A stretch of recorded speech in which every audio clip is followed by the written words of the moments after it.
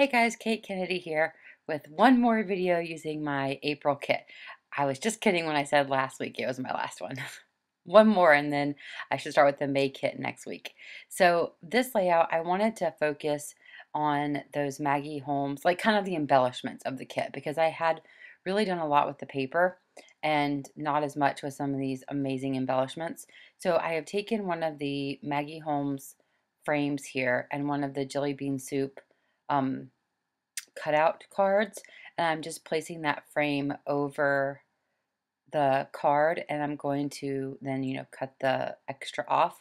And this layout is really different for me because there is zero layering, which is very different. So I'm going to cut some strips of this Dear Lizzy striped paper and then this Lemon Lush. This is probably one of my favorite papers ever. And the Lemon Lush was a collection that I did not think I was going to like, and I have absolutely loved every bit of it. So, just goes to show you have to try things sometimes. That's why I love getting kits. So I'm going to put the black and white, kind of a thicker border on the top and bottom, and then I'm going to cut this pale pink in half, and I purposefully cut it a little wonky just so it wouldn't look so perfect. And I'm taking this adhesive, it's like it's a narrow one, so it's really good for these kind of strips of paper. And then I'm going to do the same thing on the top. On the top, the pink is going to go all 12 inches across. On the bottom, I stopped it a little short, just so it was different on the top and bottom. And this is a picture that I took on our honeymoon in Napa at the Langtree Estate and Vineyard or something that it was called. I can't really remember. Um, and I took it thinking that it would be something that we would hang in our office because we have like nothing on the walls. So I think it turned out really cool, and it's not a picture I would normally scrapbook because there aren't any people in it, but I thought because it had a specific the purpose that it would be a good one to document. Because I took several like that, like different trees and stuff like that, just because I thought they would make cool black and white to put like down our hallway or something. So this is one of them. Okay, enough about that. So as you can see, I've taken those Maggie Holmes vellum embellishments, and I have the little arrow there and the balloons and then that film strip and then that heart with the camera. I really wanted to use those embellishments. I hadn't used very many of them yet, which is crazy because I've made a whole mini album and like 3 layouts with this kit already, and I still have so much left. Not so much paper, but embellishments. This kit was just full of them. So now I'm going to go ahead and put the little framed die cut thingy mabobber that I created down, and I'm gonna put the photograph on some they're very thin pop dots.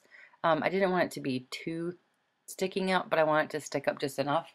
I'm using one of those Studio Calico gold banners. It says Explore, I think, and I'm just putting a dimensional adhesive on the bottom half because I'm gonna adhere the top part to the picture, but I wanted it to all be even. So the colors in this are kind of like just pink, black and white, and gold, basically. And I really like that. I'm using some glossy accents to put down these little Studio Calico wooden... At first I thought they were page corners, but someone else on the design team pointed out that they couldn't be because of the angle, and they are so right. They're definitely arrows. So now I use a lot of mini glue dots when I'm using vellum because you can kind of hide them underneath parts of the vellum so they don't show. So like on that film strip, I just put them along the edges. And if they do show through, it's like a teeny tiny bit. So I just took another pop dot underneath that arrow. And I'm taking one of these gold stickers, it says memories, and just putting it up there. I kind of wanted something to fill that little space. I really liked the way this layout turned out. Like I said, it's very different for me. There's no layering, and it was a lot easier than I thought to create this kind of rectangle across the middle. I thought it was going to be hard, but I noticed something about this layout is that I didn't overthink it, and I think that that's why it was able to come together so quickly. I made this layout in 30 minutes, which is unheard of for me. And I think it's because I was just like, I had kind of a concept in my head of showcasing embellishments and I just went with it. So I'm trying to decide which alphabet to use. I really went into this thinking I was going to use that gray one, but when I hold it up against the layout, it just doesn't work. So what I decided to do is well, sorry, I'm trying to get them out of my box here. To go back to these, and I'm sorry I've used these in like every project, but I just really love them. Go back to these mistable ones and use those because they're mostly white, and even if I put a color over them, then it's not going to be, you know, solid. There's still going to be some white. But I actually end up just leaving them white, and I really like the kind of tone on tone look of them. It kind of mimics that of the Jelly Bean Soup little card that I put on there that I left white also. And I'm thinking that I'm going to use this smaller LE Studio to write Estate, but when I put it there, I feel like it needs something to run the whole length of the paper. So I've actually run out of a couple of letters on the pack that came in the kit, and I do have one in my stash. So I am going to pull, I think it's an S and an E out of my own stash of those stickers. I need to get some more. I have using them like a maniac. I love them. It was another one of those things I didn't think that I was going to be, like I didn't think I was going to love them so much because I think it was Heidi Swapp that came out with some one time and I didn't really care for them. But these I've like love. So I'm going to cut this wax paper, and y'all have seen me do this before. It's a great trick for titles and things that you don't want to stick down, but you want to see how they're going to look. Okay, I like that much better. I think that that just fills the space and it balances out the photograph on the right hand side, and I just really like the way it looks.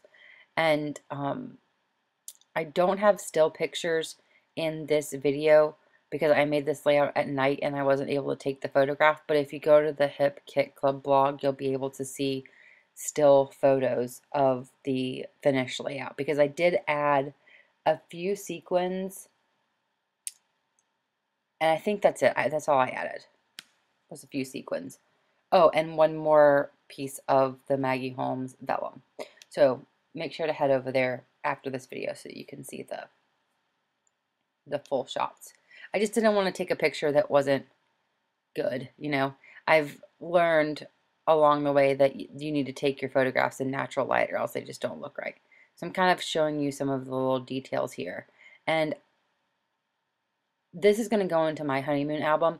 And one consistent thing in my album is that I always put like CA for California somewhere on the page just so that I mean, I know that it's in California because that's where our honeymoon was, but I just like that.